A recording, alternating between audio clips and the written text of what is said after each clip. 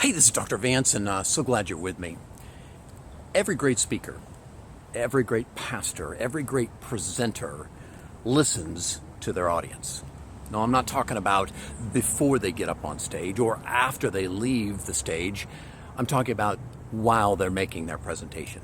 Oh yeah, before and after are both important, but while they're making their presentation, if you will listen to your audience, they will tell you whether what you're saying is hitting home, whether it's interesting or boring, whether you need to change or whether you need to modify what it is you're doing or how you're doing it.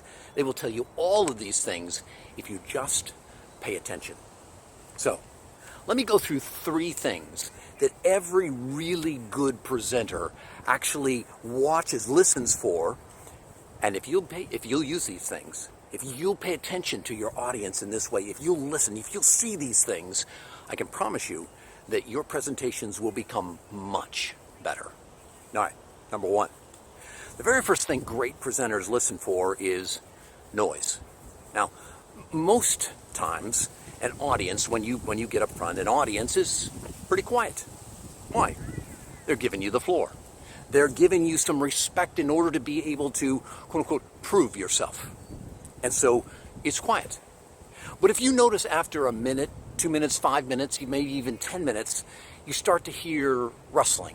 Maybe little side conversations. People are shifting around in their seats. They're rattling papers. They're getting out their phones. They're looking in their purses. They're digging into their wallet. Whatever it happens to be. If you notice that this is happening, what the audience is telling you is very simple.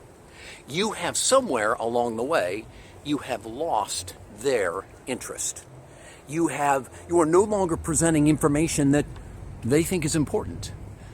Bottom line, you're boring, or you become boring. And if that's the case, if the noise in the audience is increasing, then you need to change what it is you're doing. You need to change how you're presenting. You need to change your content so that you can capture your audience one more time. Second thing that every great presenter does is they watch the eyes of their audience. All right, when you watch your audience, then you know that for instance, a lot of speakers, they'll use their entire stage. Now, a few speakers I've seen, they'll stay behind a pulpit. I never use a pulpit.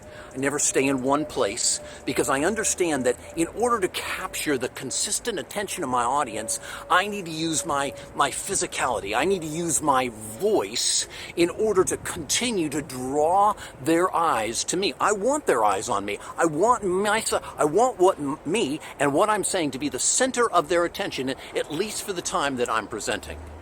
Why? Because I want them to listen to what I believe that God has given me to give to them. And if their eyes are wandering, if they're looking around, if they're looking at their neighbor and everything like that, I know right away they're telling me that I have not continued to capture their attention with my body movement, with my voice.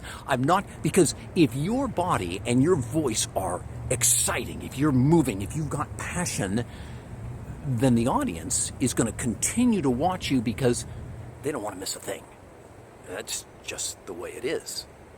Now, the third thing great presenters watch for, this isn't listen for, but they watch for, is note-taking. If your content has quality value, if it has value that is life-changing or is life-altering, and if it's something that is usable by your audience, you'll know it because your audience will be there writing down, scribbling notes. They will be taking notes on what you have to say because they're not going to want to forget what it is. And if nobody in your audience is taking notes, and perhaps you need to back up and realize that what you've put together is not done in such a way that the audience looks at it and says, oh my goodness, this could be life-changing. So, if you're presenting to an audience, and your audience is telling you through the noise that they're giving you, the rustling and all the rest of the stuff, if they're telling you that because of their eyes are not following you and they're off looking at something else, and if they're not taking notes, then you need to go back to the drawing table. You need to go back to your study and say, how can I? Because, ladies and gentlemen, you have the greatest truth on the face of the earth. It's not your content that is bad. In fact, your content is the greatest on the face of the earth. No, it's how you're presenting that content to them. And so I would challenge you to go back and say, how can I do this content in a way that will continue to grab the attention of my audience so that they get it, they hear it, and it changes their lives. Have a great day.